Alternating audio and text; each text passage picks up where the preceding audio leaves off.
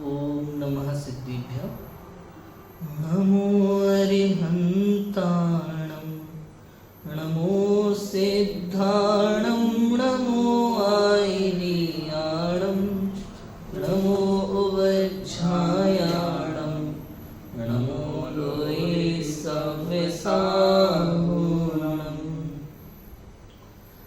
मंगलमय मंगलकरण वीतराग विज्ञान नमो ताहि जाते भय अरिहंतादि महान करि मंगल करि हो महाग्रंथ करण को काज जाते मिले समाज सब पावे निज पद राज शिव उपाय करते प्रथम कारण मंगल रूप विघ्न विनाशक सुख करण नमो शुद्ध शिवभूप नमो शुद्ध शिवभूप।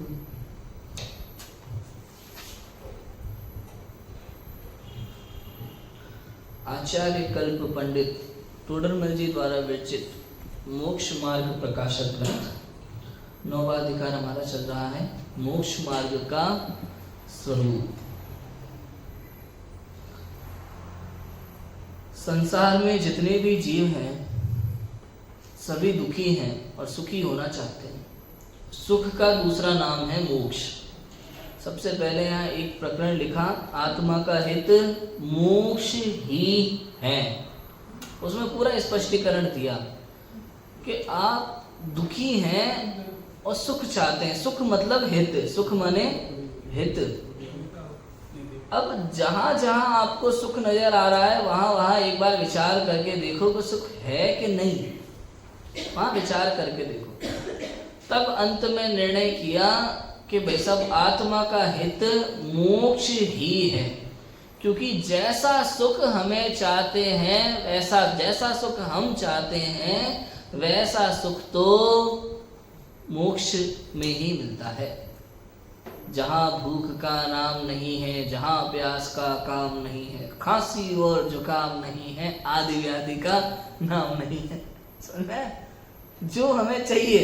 और वह ऐसे लगता है कुछ सर्दी जुकाम हो जाए तो कब ठीक होंगे, कोई भी दुख आ जाए तो, भूख लगे तो दिक्कत, प्यास लगे तो समस्या, पानी चाहिए तुरंत की तुरंत। तो इसलिए लिखा जहाँ क्या क्या चाहिए जीवन में, जहाँ भूख का नाम नहीं है, जहाँ प्यास का काम नहीं है, खांसी और जुकाम नहीं है, आदि व्याधि कोई रोग का नाम नहीं है। ऐसी एक ही जगह भाई सब जो आपको ये चाहिए, कौन सी के मोक्ष। इसलिए फिर मोक्ष, अब मोक्ष जाना है तो रास्ता तो पता होना चाहिए भैया। जाओगे कैसे, रास्ता नहीं पता होगा तो जाना है, ये तो डिसाइड कर लिए जाना है। और रास्ता नहीं पता हो तो कहीं के कहीं पहुंच जाओगे। और गलती यही हो रही है, गलती यही हो रही है। बताया था ना, क्या बताया था, बीज बोया स्वर्ग का तो मोक्ष कहाँ से होए। गलती वही हो रही है।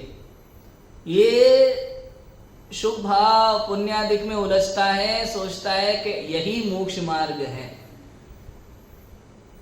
जब जब आपको सुखी होना हो, सीधी सिंपल सी बात है, सुखी होना हो तो बस ये देखो कि सुख कहाँ है, सुख कहाँ है, ये देखना है खाली बस। और धर्म के नाम पर, मोक्ष मार्ग के नाम पर, सुखी होने के नाम पर आपकी दृष्टि बाहर की ओर जाती है, इसका मतलब मार्ग गलत है। और दृष्टि अंदर की ओर जाती है तो मार्ग सही है। इतना सा अंतर है बस, और कुछ नहीं। इस दृष्टि से सोचो। मैं कौन हूं इसका निर्णय करो सबसे पहले। ये मैं हूं, अपने में मस्त रहो ना। दृष्टि बाहर की ओर नहीं भटकनी चाहिए। आज दृष्टिकोण सुना था ना, दृष्टिकोण। किसी भी परिस्थिति को अंतरंग दृष्टि से सोचो, आत्मा की दृष्टि से सोचो, दृष्टिकोण बदलो। विकारों की तरफ से मत सोचो, मोह की तरफ से मत सोचो, संसार की तरफ से मत सोचो। समझ में है? कहाँ से सोचो? अंतरंग दृष्टि से सोचो। अब वो कैसे सोचोगे? पेज नंबर 320 जहां अपन को शुरू करना है। देखो क्या लिखा, यदि जीव अजीव की जाति ना जानकर आपा पर को ना पहचाने तो पर में रागादि कैसे ना करे। लाइन मिली, समझ में आया? क्या लिखा? यदि जीव अजीव की जाति न जानकर आपा पर को न पहचाने। शब्द में अंतर देखा थोड़ा सा? जीव अजीव की जाति को ना जानकर और इधर आपा पर को ना पहचान। जानने पहचानने में अंतर है भाई सब, समझ में आया? जीव अजीव की जाति न जानकर आपा पर को ना पहचाने तो पर में रागादि कैसे ना करे। Question mark. कैसे नहीं होंगे? जीव अजीव की जाति को न जानकर का मतलब ये है जीव का स्वरूप, तत्व निर्णय, तत्व और अर्थ। समझ में आया? मतलब ये है कि इस वस्तु का ऐसा स्वभाव है। सबसे पहले तो ये जानना, जीव का जो स्वभाव है, अजीव का जो भाव है। क्लियर है? जीव का भाव और अजीव का भाव। तो ये जाति से पहचान, ये जीव है। जो ज्ञान दर्शन वाले हैं, उपयोग लक्षणम वाले, ये क्या है? ये जीव है। उपयोग क्या है? भाव है ना। उपयोग भाव है और जिसमें वो उपयोग पाया जाता है वो क्या है? अर्थ। दोनों मिलके क्या हो गए? तत्वार्थ। तत्वार्थ श्रद्धानम। समझ में आ गया? सम्यक दर्शन का सच्चा लक्षण चल रहा है ना अपना, ये सच्चा लक्षण। अब देखो, जीव अजीव की जाति में मतलब पूरा ले लो। जाति का मतलब समझे आप? जाति मतलब क्या? टेबल, कुर्सी, अब इनको जान करके पर्याय दृष्टि है, और जाति जान ली तो द्रव्य दृष्टि हो जाएगी। समझ में आया? ये सब अपन ने किस में डाल दिया? स्पर्श रस गंध वर्ण जहां जहां कांड काय में डाल दिया अपन ने? पुद्गल। समझ में? होगी कोई चीज हमारे लिए तो क्या है? पुद्गल है। समझ में आ गया? पुद्गल। भैया एक बात ध्यान रखना, ये निर्णय में लगा ना अपने आत्म तत्व मोक्ष मार्ग के निर्णय में, बाहर मत लगा रहेगा। समझ में आया? बाहर कोई अगर मान लो व्यापार वगैरह आप कर रहे हो कहीं, अब कोई मतलब आपको फर्नीचर की दुकान है, कोई कह रहा है टेबल दिखा दो, आप कुर्सी दिखा के ले आए। भाई टेबल मांगी थी, आप कुर्सी ले आए। देखो भाई साहब, ऐसा हमारी नजर में सब पुद्गल है। समझ में आया? कोई बाहर ज्ञान मत लगाना, नहीं तो युगल जी बाबू जी ने लिखा है ना, पर्याय को बुखार आ गया, वो वाला मैटर हो जाएगा। समझ में आ रहा है? जीव अजीव की जाति न जानकर, जीव अजीव की यदि आपने जाति नहीं पहचानी तो रागाधिक कैसे ना करे, रागाधिक कैसे उत्पन्न नहीं होंगे। दूसरी लाइन पढ़ो। आपा पर को ना पहचाने। आपा पर का क्या अर्थ किया था अपन ने? आपा पर माने अधिकतर इतना ही अर्थ करते हैं, मतलब ऐसा ही अर्थ समझ में आता है लोगों को। आपा माने मैं, पर माने पर, यह आपा पर हो गया। मैं और पर, आपा पर का इतना अर्थ नहीं है केवल। आपा पर माने अपने में अपनापन, पर में परायापन, इसका मतलब है आपापन। समझ में आया? मतलब केवल स्व और पर को जानने मात्र से काम नहीं चलेगा, हे उपादेय दृष्टि भी होती है। समझ में? हे उपादेय मतलब आपके घर में कोई बम रख के चला जाए, आपने पहचान लिया बम है, ठीक है बम से क्या दिक्कत है, रख ऐसा नहीं। समझ में आना चाहिए। ऐसे आपा पर में अगर अंदर में मोह उत्पन्न हो रहा है, राग उत्पन्न हो रहा है, क्रोध उत्पन्न हो रहा है, माया उत्पन्न हो रहा है, मान उत्पन्न हो रहा है, लोभ उत्पन्न हो रहा है, वहां दृष्टि होना चाहिए बम है। मैं ये इसके फूटने से मैं दुखी हूं, ये बम है। तो यहाँ ये मैं हूं और ये मैं नहीं, ये आपा पर होना चाहिए। अपने में अपनापन, पराये में परायापन। पर द्रव्यों में तो है ही, लगता है मतलब मोह तो है ही। तो अपन क्या करते हैं, कोशिश ये करते हैं अपन पर द्रव्यों में परायापन करें। पर द्रव्यों में परायापन करें मतलब दुकान, मकान, स्त्री, पुत्र, अरे ये तो प्रत्यक्ष पराये हैं। परायापन किसमें करना है? ये जो मोह है, जो ये हमें जबरदस्ती ये विश्वास दिलाने की कोशिश करता है कि ये मेरे हैं। विश्वास मतलब समझे? श्रद्धान।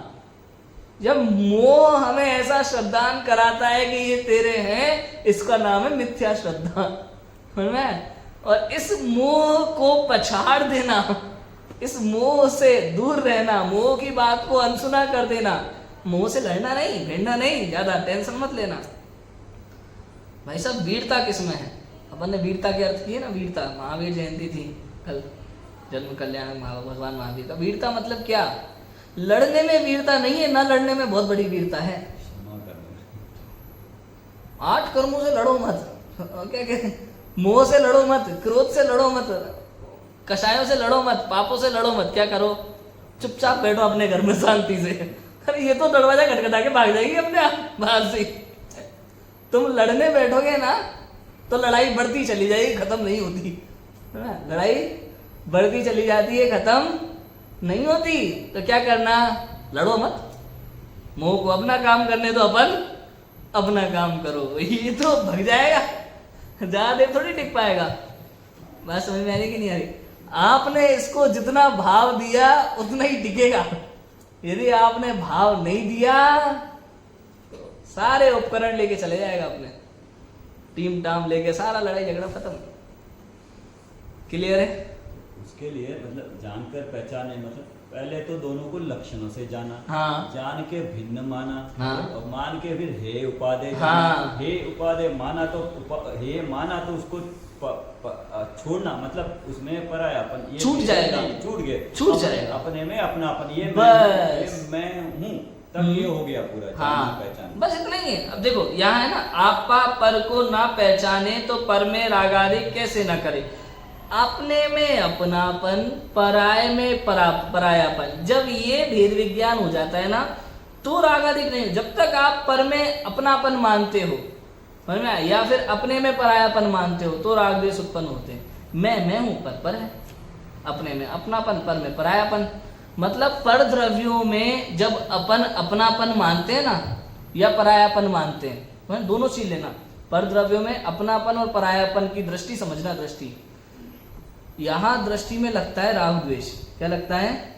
राग द्वेष। ये वस्तु मेरी है और ये वस्तु मेरी नहीं। एक बात ध्यान रखना, शराबी व्यक्ति जब जो होता है ना, शराबी व्यक्ति 1000 बार गलत बातें कहे और एक बात सच बात बोले तो वो भी कैसी है? झूठी है। ऐसे ही समस्त परद्रव्यों में से एक परद्रव्य में भी आप अपनापन करते हैं और बाकी में परायापन भी करते हैं, तो मतलब क्या निकला? सभी परद्रव्यों में अभी परायापन नहीं है। समझ में आया कि नहीं आया? राग द्वेष की उत्पत्ति मतलब ये मेरी है और ये मेरी नहीं, ये चौकी मेरी है, ये टेबल मेरी, ये जो है ना, ये राग द्वेष करने वाला है।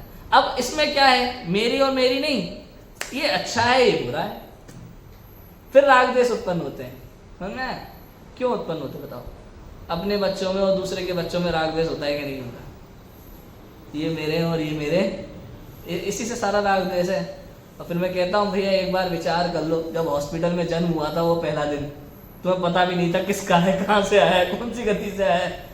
क्या पता पिछले जन्म में सुअर था कि हाथी था कि घोड़ा था कि बंदर था कि कुत्ता था, क्या था, नरक से आया कि स्वर्ग से आया, किसको पता। जैसे ही जन्म हुआ रिश्तेदारों की लाइन लगी पड़ी है, मैं चाचा, मैं चाची, मैं बुआ, मैं फूफा, मैं मौसी, लग जाती है लाइन। मतलब कहने का ये है, ये राग द्वेष की मान्यता दुख का कारण है। आपा पर को नहीं पहचानता तो राग द्वेष उत्पन्न होते हैं। आपा पर को नहीं पहचानता तो राग द्वेष उत्पन्न होते हैं। अब इसमें ये जरूरी नहीं है कि नाम पता हो, नाम से कोई लेना देना नहीं है, भाव और पदार्थ का ज्ञान होना जरूरी है। शक्कर से कोई मतलब नहीं है, शक्कर चाहिए। मीठी मीठी कोई वस्तु मीठी और ये वस्तु मीठी होती है, बस। नाम कुछ भी कहो, जल के हो चाहे पानी के हो चाहे नीर के हो, बात एक ही है। नाम से कोई मतलब नहीं है, मतलब क्या है? वस्तु से और अर्थ से। इसका नाम है तत्वार्थ श्रद्धा। ये ऐसा ही और अन्यथा नहीं। इसमें यहां लाइन ये है कि आपा पर को ना जीव की जाति को जान करके, जाति में मतलब सब ले लेना, दो जीव जानकर, जीव समझ करके उसमें आपापन और परायापन, इसको पहचानो। पहले उसको लक्षणों से जान लिया, समझ लिया, उसके बाद ये मैं हूं, ये मैं, ऐसा निर्णय करना। जैसा अपन ने उस दिन किया था ना, 6 द्रव्यों से जीव भिन्न किया था, फिर समस्त जीवों में से अपने आप को भिन्न किया था। ऐसे ये मैं हूं, ये मैं, अपने आप में फिर रागादि विकारी भावों से स्वयं को भिन्न करना। ये मैं हूं, ये मैं नहीं, पर में परायापन, अपने में अपना। इसमें भी बहुत है। अपने घर और पराये घर में कितना अंतर होता है। अपने घर में अपन किस तरह रहते हैं, पराये घर में अपनापन परायापन, भले कितना ही कहे सामने वाला, अपना ही घर समझो। हम समझते हैं अपना नहीं समझना भाई साहब। लिखा होगा भले, कहे खूब आराम से बुला करके, खूब बढ़िया अगुवाई, क्या बोलते हैं, आपकी अगुवाई करे और कहे खूब, अपना ही घर समझो भाई साहब आप तो। पूरा पक्का सिद्धांत होता है, अपने में अपनापन, पराये में परायापन कैसा, समझे? अपने में अपनापन, पराये में परायापन क्या होता है? कहते हैं ना रजिस्ट्री कर दो। वही तो, अगर हम हमारा घर है तो तुम क्या कर रहे हो, बाहर निकलो। समझ में? ठीक होता है। इसलिए आपा पर को ना पहचाने तो रागादिक कैसे ना करे। पहचानेगा नहीं तो रागादिक उत्पन्न होंगे ही होंगे। स्लेट मिट जाए दिमाग की तो उसको पता नहीं रहता मैं कौन हूँ, क्या हूँ, क्या है, नहीं हूँ। अपना घर क्या है, पराया घर क्या है, झगड़े खड़े होने के चांस रहते हैं। छोटा बच्चा हो, इस तरह से अपने घर में जो व्यवहार होता है वो दूसरे के घर में भी अपन वैसा ही करें तो क्या होगा, वहाँ राग द्वेष उत्पन्न होंगे। इसलिए व्यवहार में भी हम कैसी दृष्टि रखते हैं, अपने में अपनापन, पराये में परायापन। जब हम किसी से बात करते हैं, कोई उपदेश देते हैं, कोई आदेश देते हैं, कुछ भी करते हैं तो कितना ध्यान रखते हैं। हाँ, ये अपना है, इससे कह सकते हैं, तुमसे कैसे कह सकते हैं, उनमें कितना ध्यान रखते हैं। ऐसे अपने में आपापन और पराये में परायापन। आपा पर को ना पहचाने तो पर में रागादिक कैसे नहीं करेगा, उत्पन्न होंगे ही। और जब ये जीव वस्तु स्थिति जान लेता है, ये मैं हूं, ये मैं नहीं हूं, तो फिर राग द्वेष उत्पन्न नहीं होते। जब ये निर्णय हो जाता है, अनुभव हो जाता है, फिर जैसे जैसे अनुभव में बढ़ता है, जहां तक होने वहां तक तो होंगे, जैसे जैसे उसका पूरा श्रद्धा और लीन हो गया अपने स्वरूप में पूर्ण रूप से, ये ही मैं हूं, खत्म हो जाते हैं समस्त राग द्वेष। क्लियर है? देखो आगे और बातें हैं। रागादिक को न पहचाने तो उनका त्याग कैसे करना चाहे। रागादिक को त्यागने के लिए उसे पहचानना अति आवश्यक है। अब यहां एक चीज समझना, जो तुच्छ ज्ञानी है, तुच्छ ज्ञानी मतलब समझे, जिनका क्षयोपशम बहुत कमजोर है, जो तिर्यंच गति के भी जीव है, उनको भी ये बातें समझ में आती है। वो भी आपा पर को पहचानता है, वो निर्णय करता है ये मैं हूं, ये मैं नहीं हूं। अपने में अपनापन, पराये में परायापन। बताओ करता है कि नहीं करता? अपने परिवार में भी आप देखो, बंदरों के परिवार को देखो, केले बांटने जाओगे तो अपना मुंह बनना है, दूसरे से उन्हें कोई लेना देना नहीं होता। उन्हें मालूम है क्या अपने लिए है, उपाधि समझते हैं पूरा, भले वो नहीं नाम नहीं जानते हो, उससे क्या लेना देना, लेकिन भाव तो समझते। रागादिक को ना पहचाने तो उनका त्याग कैसे करना चाहें। ये केवल हम समझदार जीवों की बात नहीं है, तुच्छ ज्ञानियों के, त्रियंच गति के जीवों के लिए भी है ये बातें, कि जब किसी जीव से अत्यंत राग हो जाता है तो दुख होता है। ये बातें भावभाषण होता है उनको इस बात का, त्रियंचों को भी इस बात का भावभाषण होता है कि राग दुख का कारण है। समझ में आ रहा है कि नहीं आ रहा? वे रागादिक ही आश्रव है। अब इसकी डिटेल में तो अपन नहीं जा सकते भाई, त्रियंच गति को रागादिक दुख का कारण कैसे लगता होगा, सुख का कारण कैसे लगता होगा, काफी सारा विषय ऐसा होता है जिसकी डिटेल में हम ज्यादा नहीं समझ सकते, ये केवल ज्ञानगम्य विषय होते हैं कुछ। क्लियर है? रागादिक को ना पहचाने तो उनका त्याग कैसे करना चाहे, वे रागादिक ही आश्रव है। रागादिक ही क्या है? आश्रव। आश्रव नहीं पहचाने कोई दिक्कत नहीं है, राग द्वेष नहीं पहचाने कोई दिक्कत नहीं है, लेकिन भाव जो है ये अपना है, ये पराया है, ये पहचान। तुच्छ ज्ञानी जीव भी ये पहचान। यहाँ ये सिद्ध किया जा रहा है कि तत्वा श्रद्धानम सम्यक दर्शन, ये लक्षण अव्याप्ति दोष से दूषित नहीं है, ये लक्षण सभी जीवों में बराबर से बैठता है। प्रश्न याद है किसी को? प्रश्न क्या था? प्रश्न ये था कि भाई तुच्छ ज्ञानी जीव जिनको तत्वों के नाम नहीं पता है, तो ये तो आधे जीवों में लक्षण हुआ, समझदार जीवों में ही पाया जाएगा, तुच्छ ज्ञानियों में नहीं पाया जाएगा, अव्याप्ति दोष लगेगा। यहाँ बता रहे हैं कि नहीं लगेगा। क्यों? भले नाम नहीं पहचाने लेकिन तत्व और अर्थ दोनों को समझते हैं, इसलिए तत्वार्थ श्रद्धानम सम्यक दर्शनम लक्षण बराबर से बैठता है सभी जीवों के लिए। ठीक है, अब देखो, वे रागादिक ही आश्रम है। रागादिक का फल बुरा ना जाने तो किस लिए रागादिक छोड़ना चाहे। उन रागादिक का फल वही बंध है तथा रागादि रहित परिणाम को पहचानता है तो उस रूप होना चाहता है। देखो, रागादिक ही आश्रम है, ये तो पता है हमें, रागादिक ही आश्रम है। रागादिक का फल बुरा ना जाने तो किस लिए रागादिक छोड़ना चाहे। रागादिक का फल अगर बुरा नहीं जाने तो रागादिक छोड़े क्यों? ये उपाय करता है। तुच्छ ज्ञानी जीव भी रागादिक को छोड़ने का उपाय करता है, बचने का उपाय करता है। बताओ, राग अच्छा है कि बुरा? किसी भी वस्तु के प्रति राग, जब उनको भी लगता है ना कोई वस्तु बहुत अच्छी हो, तो उस समय भी उनको, जब कोई अच्छी वस्तु उनसे दूर होती है तो जो दुख होता है, तो वहाँ एक तुच्छ ज्ञानी जीव को भी ये भाव भाषण होने लगता है कि कोई भी वस्तु कभी भी आ सकती है, कभी भी जा सकती है, हमें उसके पीछे ज़्यादा पड़ना नहीं, दुखी नहीं होना। ये केवल हम ही समझदार नहीं है, हमें लगता है कि हम समझ गए कि दुखी कब नहीं होना, दुख के कारण क्या क्या है। त्रियंश गति के जीव भी दुख के कारण जानते हैं। अत्यधिक राग जिन वस्तुओं से हो और उसके बाद में दुख उत्पन्न होता है, उसको पहचानते, उसको समझते। अब उस गति में उसका क्या मैटर होता होगा वो जाने, लेकिन इस बात को वो समझ सकते हैं, पहचानते हैं। आप देखो, तो राग की बहुत सारी वस्तुएं होती हैं। आप भोजनशाला में भोजन बनाओ, बहुत सारा उनको दिखे, आने की पूरी प्लानिंग हो, सब कुछ हो, फिर भी कोई डंडा लेके बैठा हो तो समझते हैं राग तो बहुत है वस्तु से, लेकिन उससे दूर कैसे रहना है। क्यों? क्योंकि वो राग दुख का कारण हो सकता है। तो मैं चाहिए तो सही फल, देखो डंडा लेके बैठा है, एक फल का राग मेरे दुख का कारण हो सकता है। वहां समझते हैं, डंडा लेके बैठे हो तो नहीं आएंगे छुड़ाने के लिए। समझ में आ रहा है कि नहीं आ रहा? ऐसा है। और राग आदि का फल बुरा ना जाने तो किस लिए राग आदि छोड़ना चाहे?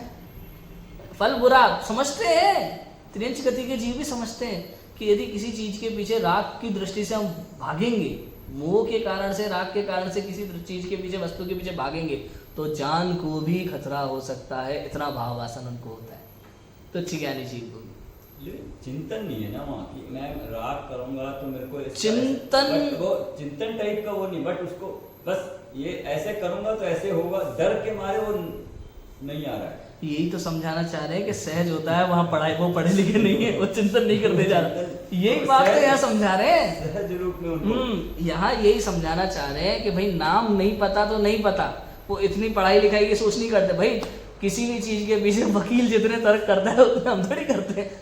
कि नहीं आया? एक वकील था और पहुंच गया एक जगह पे, होता है ना सरसों का तेल निकाला जाता है बैल से, तो जो तेल निकालने वाला क्या बोलते हैं उसमें, तेली, बाहर बैठा हुआ था अपने घर के बाहर। तो उस वकील ने पूछा तेली साहब से कि अच्छा आपको कैसे पता चलता है कि बैल घूम रहा है? चक्कर लगा रहा है कि हमने उसके गले में घंटी बांध दी है। अच्छा, अगर वो मान लो एक जगह खड़ा हो जाए और गर्दन हिलाता रहे, घंटी बजती रहे, तो वैसा उसने वकालत नहीं पड़ी है। समझ में आया कि उसने आपकी तरह वकालत नहीं पड़ी है। तो कहने का मतलब समझो भाव, ऐसा भले हमारी तरह पढ़े लिखे ना हो वो, लेकिन भाव भाषण होता है। ऐसा है, तत्व श्रद्धान कर सकते हैं, अपने में अपनापन, पराये में परायापन, ऐसा उनके पाया जाता है। इतना है, क्लियर है? राग आदि रहित परिणाम को पहचानता है तो उस रूप होना चाहता है, परिणाम को पहचानता है तो उस रूप होना चाहता है। उस रागादि रहित परिणाम ही का नाम संवर है। ये संवर की बात आ गई। यहाँ ये सिद्ध कर रहे हैं कि भाई जिनको आप नाम से जानते हो ना, उनका भाव भाषण उनके होता है। नाम नहीं है तो क्या हुआ? रागादि परिणाम को वो पहचानते हैं, अच्छे बुरे को जान इतना समझते हैं कि नहीं समझते वो कि ये अच्छा है ये बुरा है, इतना उनके जीवन में होता है कि नहीं होता? बताओ, सहज ज्ञान होता है कि नहीं होता? भले ये शब्द भी नहीं जानते हो कि अच्छा बुरा क्या है, लेकिन अच्छे बुरे का भाव समझते हैं कि नहीं समझते? बताओ। ये डॉगी जो है, डॉगी, आप इनको भोजन के लिए बुलाओ तो कितने पास आ जाते हैं, डंडा लेके खड़े हो जाओ वहां तो भग जाएगा। अच्छा बुरा समझ रहा है कि नहीं समझ रहा? बताओ। ये सीधी सिंपल सी बात है। कौन व्यक्ति कैसा है, हमें किस इरादे से बुला रहा है, ये तुच्छ ज्ञानी जीव भी, छोटे से छोटा बच्चा भी समझता है, बच्चा भी जानता है, समझता है। अगर आप बच्चे को ऐसे नोट दिखाओगे या कुछ खाने की चीज दिखाओगे तो यो 4 पांव पे चल के दौड़ा चला आएगा, और उसको यूं करो हाथ फिर देखो। समझ में आया? समझता है कि नहीं समझता? भाव भाषा ऐसा है। रागादि रहित परिणाम को पहचानता है तो उस रूप होना चाहता है। समझ में? राग आदि रहित के साथ जो जीव है राग आदि परिणाम को पहचानता है, उस रूप होना चाहता है, राग रूप होना चाहता है, द्वेष रूप होना चाहता है, और यदि उस रूप ना हो राग आदि रहित, उसका नाम क्या है? संवर है। समझ में? ऐसा है। तथा पूर्व संसार अवस्था के कारण ही हानि को पहचानता है, तो उसके अर्थ तपश्चरणादि से शुद्ध भाव करना चाहता है। पूर्व संसार अवस्था के कारण की हानि को पहचानता है, तो उसके अर्थ तपश्चरणादि से शुद्ध भाव करना चाहता है। अब देखो तिर्यंच गति में ऐसा होगा कि नहीं होगा? इतनी बुद्धि लगा पाते होंगे कि नहीं लगा पाते होंगे? बताओ भाई। संगी पंचेंद्रिय तिर्यंच गति के जो जीव है, यहाँ बात केवल संगी पंचेंद्रियों की चल रही है, असंगियों का कोई लेना देना नहीं है। यहाँ सम्यक दर्शन के दूर से दूर दूर तक उनका कोई मैटर नहीं है। यहाँ पे तिर्यंच गति का जीव भी देखता है कि किसी कोई जीव मृत्यु को प्राप्त हुआ है, समझता है कि नहीं समझता? बताओ। जन्म होता है तो समझता है कि नहीं समझता? तो उनकी गति में उनको ये बात समझ में आती होगी कि नहीं आती होगी कि पूर्व में मैंने पाप की होंगी? शास्त्र में तो उदाहरण है भी।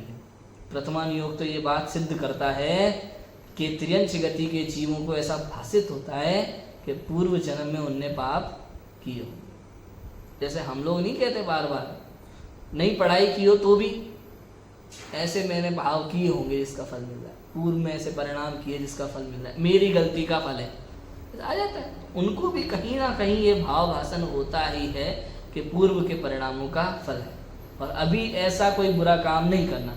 तिर्यंच गति के जीव में ऐसा भाव आता हुआ कि नहीं आता हुआ कि ये गलत है तो मुझे नहीं करना? बताओ। हिंसा से बचने का सही गलत क्या है, मुझे क्या खाना क्या नहीं खाना, ये कई समझ में आता है कई जीवों को। बताओ, सिंह ने मांस भक्षण का त्याग किया कि नहीं किया बाद में? सोचो। अणुव्रत धारण कर लिए अपने आप। मतलब ये है कहने का कि उनको भाव भाषण तो होता है, भले नाम पता हो नहीं पता हो। अच्छे बुरे की पहचान, अच्छे बुरे की पहचान मतलब अच्छे बुरे की पहचान राग द्वेष है। वहाँ ये मैं हूँ ये मैं नहीं हूँ, अपने में अपनापन, पराये में परायापन। अच्छे बुरे की पहचान होती है उनको, अच्छे बुरे की पहचान हो जाती है। अब अच्छे बुरे की पहचान से जब एक कदम आगे बढ़ता है कोई जीव, तब ये होता है। अब इसके लिए कोई ना कोई निमित्त मिलता ही है, निमित्त मिल जाए तो बात समझ में आ जाती है, इतना ही तो है और क्या। बताओ, निमित्त मिलना भी जरूरी है कि नहीं है? नहीं है, मिल जाएंगे लेकिन जरूरी है कि नहीं है? सोचो जरा। अच्छा, बिना निमित्त के किसी जीव को आज तक सम्यक दर्शन हुआ कि नहीं हुआ? निमित्त जरूरी है, अंश सम्यक जरूरी है। कार्य होगा तो निमित्त होगा, निमित्त होना जरूरी नहीं है। कार्य होगा तो निमित्त होगा, वहां पे तो उसका आरोप आता है। भले आरोप आए, मैं कह रहा हूँ होगा कि नहीं होगा, बस इतना बताओ। होगा, निमित्त पक्का होगा, होना यही बात चल रही है। हाँ, हाँ। होना जो जरूरी शब्द बनने लगा है और आपने जो पक्का कहा वो बात वहीं आ रही है। उसी अर्थ में लेना है उसको उसी अर्थ में पकड़ो। आपने ऐसा कहा कि होगा, हम भी यही कह रहे हैं, उपस्थिति होगी निमित्त की। निमित्त से कार्य होता है ऐसा नहीं कह रहे हम। हाँ, उसकी उपस्थिति होती ही होती है, 100% होगी। 100%। तो जब भी कोई कार्य होगा, तिर्यंच गति के जीव को भी कोई कार्य हो रहा है, यहाँ सम्यक दर्शन रूप कोई ना कोई वहाँ कारण उसके जीवन में ऐसा सामने आता है कि उसको अपने में अपनापन और पराये में परायापन भाषित होने लगता है। बात समझ में आ रही है कि नहीं आ रही? निमित्त मिल जाता है, काम होने लगता है। निमित्त से हो रहा है ये नहीं है, काम तो उसी ने किया। निमित्त तो सैकड़ों जीवों को, तिर्यंचों को मिलेंगे, लेकिन काम एक ही होगा। वहां लगाते हैं अपन। समझ में आ रहा है कि नहीं आ रहा? ऐसा है। पुराने उसमें एक और भी दिया कि जाति स्मरण से भी हाँ, हो जाता है। वो है जाति स्मरण है। वो फिर एक नेक्स्ट लेवल का। अपन तो यहाँ बिल्कुल सामान्य बात घटा रहे हैं, क्योंकि यहाँ जो बात लिखी है तिर्यंचों में अपन को तत्व श्रद्धांत सिद्ध करना है, तो अपन एक सामान्य तरीके से बात घटा रहे। कोई भी संगी पंचेंद्रिय तिर्यंच जीव जो है वो सम्यक दर्शन का अधिकारी है कि नहीं? जाति स्मरण ही होगा तो ही होगा, ऐसा तो है नहीं। तो इसलिए अपन उसको, वो एक अलग ही कारण बन गया, मैं उस पर नहीं जा रहा, वो बहुत इजी हो गया। मैं तो ये सिद्ध करना चाह रहा हूँ कि कोई भी तिर्यंच गति का जो जीव है उसको अपने में अपनापन और पराये में परायापन भाषित होगा। उसको राग द्वेष समझ में आएगा, समझ में आया? और राग को भला जानकर, द्वेष को बुरा जानकर, ऐसा नहीं, किसी भी वस्तु के प्रति राग को भी हटाना है और द्वेष को भी हटाना है। मतलब उसे अपने में अपनापन भाषित होगा तो राग द्वेष दूर होते जाएंगे। कोई भी जीव हो, त्रियंश हो, मनुष्य हो, तुच्छ ज्ञानी हो, कोई भी हो, राग द्वेष भगाने से नहीं भागते। जैसे जैसे उसे अपने में अपनापन भाषित होगा, पर में परायापन भाषित होगा तो राग द्वेष कम होते चले जाते हैं, अपने आप कम हो जाते हैं। तो आप देखो हमारे रिश्तेदारों में ऐसा होता है कि नहीं होता? जब कभी बहुत ज़्यादा किसी से मिलना जुलना होता है, अच्छा लगता है, उनसे बातें करते हैं सब कुछ, और दूरी बढ़ गई, राग द्वेष खत्म हो जाता है। ठीक है, अपनी ज़िंदगी में वो भी खुश होगा, हमें क्या लेना देना। होता है कि नहीं होता? बताओ। ऐसे ही जब अपने में अपनापन, पर में परायापन भाषित हो जाए तो वहाँ राग द्वेष कम होना शुरू हो जाता, छूट ही जाते पूरे, कम होना शुरू हो जाता। अभी क्लियर है? थोड़ा समझ में आ रहा है? ऐसा है। उस पूर्व संसार अवस्था का कारण तो कर्म है, उसकी हानि वही निर्जरा है। कर्मों की हानि क्या है? निर्जरा है। वहां ये विचार आ रहा है, यदि किसी भी तुच्छ ज्ञानी जीव को पूर्व अवस्था का कारण क्या है? कर्म है, और कर्म से रहित होना ही निर्जरा है। तो बंध, आश्रव, बंध, निर्जरा शब्दों का अर्थ पता हो नहीं पता हो उससे कोई लेना देना, भाव समझ में आता है, इतना है। तथा संसार अवस्था के अभाव को न पहचाने तो संवर निर्जरा रूप किस लिए प्रवर्ते। ये बातें भी अपन ने बहुत की। सात तत्व क्यों ये लिखा ना तत्वार्थ श्रद्धान में, तत्वार्थ सात ही क्यों, उस पर भी अपन ने इस विषय में बात की थी कि संसार अवस्था के अभाव को ना पहचाने तो संवर निर्जरा रूप किस लिए प्रवर्तन करे। भाई सुख प्राप्त करना है ना, सुख प्राप्त करना है तो सुख के मार्ग को तो जानना ही पड़ेगा, और ये संवर निर्जरा है वो सुख का मार्ग है, वो मोक्ष का मार्ग है, ये उपाधि। उस रूप प्रवर्तन करना पड़ेगा। अब देखो दो मार्ग हो गए, सुख प्राप्त करना है, किसी भी जीव को सुख चाहिए, त्रियंच गति के जीव को भी क्या चाहिए? सुख चाहिए। तुच्छ से तुच्छ ज्ञानी जीव को भी क्या चाहिए? सुख चाहिए। सुख प्राप्त करना है, उसका नाम क्या है? मोक्ष। हमने ये कह दिया सुख का नाम क्या है? मोक्ष है, सीधी सिंपल सी बात है। अब उनको मोक्ष प्राप्त करना है, मोक्ष का नाम नहीं पता लेकिन उनको सुख चाहिए, ठीक है। अब कैसे प्राप्त होगा? तो जैसे जैसे समझ में आता जाए राग द्वेष रूप परिणाम जो जो होते हैं, इसके कारण से दुखी है, इसके कारण से दुखी है, और अपने में मस्त है तो सुखी, मतलब शांति में रहना, कि कोई डिस्टर्ब ना कर नहीं कर रहा है, कोई परेशान करने वाला नहीं है, किसी के प्रति ज्यादा मोह के परिणाम ये भी दुख का कारण है। जैसे जैसे सब भाव आसान होने लगता है तो अपनी ओर दृष्टि होने लगती है, ये वाली बात है वहां पर। ऐसा है। तो संवर निर्जरा रूप इसलिए प्रवर्ते, मतलब फिर कैसे प्रवर्ते?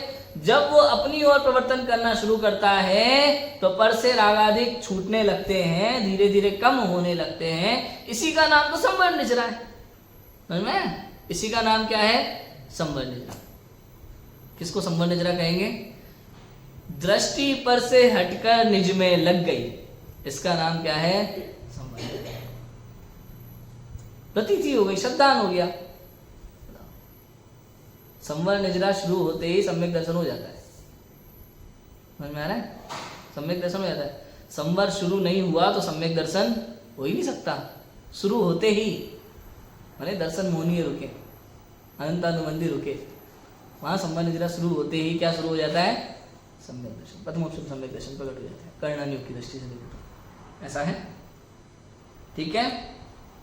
तो संवर निर्जरा रूप किस लिए प्रवर्ते, मतलब जैसे कोई यहाँ पे ये कहा, जैसे कोई तिर्यंच गति के जीव को सम्यक दर्शन का प्रकरण शास्त्रों में मिलता है, और हमने देखा जैसे सिंह है उसको निमित्त मिला, उसने समझा कि ये मैं हूं, मैं हूं।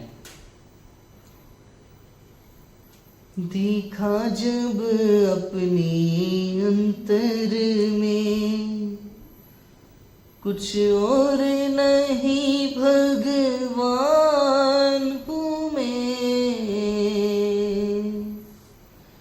पर्याय भले ही पामर हो, अंदर से प्रभुतावान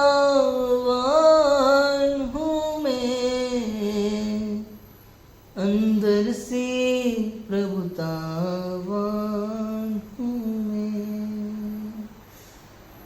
अब मान लो शेर को दो मुनिराज देख करके, संजय विजय मुनिराजों को देख करके जो भी आए थे, संजय विजय मुनि तो वो है जिन्होंने सन्मति नाम रखा था। ये जो जो मुनिराज उपदेश देने के लिए आए, उनको देख करके उसके मन में जो भी भाव आए होंगे, मैं तो ऐसा ही हूँ, है। देखा जब अपने अंतर में कुछ और नहीं भगवान हूँ मैं। अब जब ऐसी प्रतीति हुई, इसी का नाम तो प्रतीति है। कितना समझा रहे हैं भाई साहब, मन को समझिए भाई साहब, कितना समझा रहे हैं।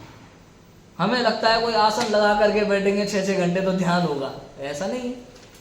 बस इतना निर्णय तो होना है, ये मैं हूँ, ये मैं नहीं हूँ। आपा पर का श्रद्धान, इसी का नाम तो सम्यक दर्शन है। और जब उसे ये समझ में आ गया, देखा जब अपने अंतर में कुछ और नहीं भगवान हूं मैं, हो गया काम। समझ में आया, हो गया काम। राग द्वेष उतने अनंतानुबंधी संबंधी राग द्वेष कम हो गए। थोड़ी और शुद्धि बढ़ेगी तो अप्रत्यय ज्ञान वाला संबंधी राग द्वेष कम हो जाएंगे। समझ में आ गया, ऐसा है। तो संवर निजरा रूप किस लिए प्रवर्ते, अब उसको ऑटोमेटिकली समझ में आ जाता है कि ये मेरे दुख का कारण है, ये सुख का कारण है। और संवर निजरा को सुख का कारण समझता है, मतलब संवर निजरा नहीं समझता, लेकिन अपने अंतरंग को मैं भगवान हूं ये समझता है, यही संवर निजरा है। समझ में आ गया, ये संवर निजरा हो गया, इतना है। क्लियर है भाई साहब, ऐसा है। उस संसार अवस्था का अभाव वही मोक्ष। अब संसार अवस्था का पूर्ण अभाव हो जाए वही मोक्ष। उसको तो ये समझ में आ गया ना मैं भगवान हूं, बात इतनी खत्म है, अब मोक्ष होगा ही होगा पर्याय में, हो गया काम, इतना ही है। ये 7 तत्वों का श्रद्धान होता है। सीधी सिंपल सी बात कहें, जिसको ये दृष्टि में आ गया कि मैं अपने स्वभाव में परिपूर्ण चैतन्य परमात्मा हूं और ऐसी उसके सच्ची प्रतीति हुई हो, इसी का नाम 7 तत्व का श्रद्धान है। इसी का नाम 7 तत्व का श्रद्धान है, और कुछ ऐसा है। ठीक है,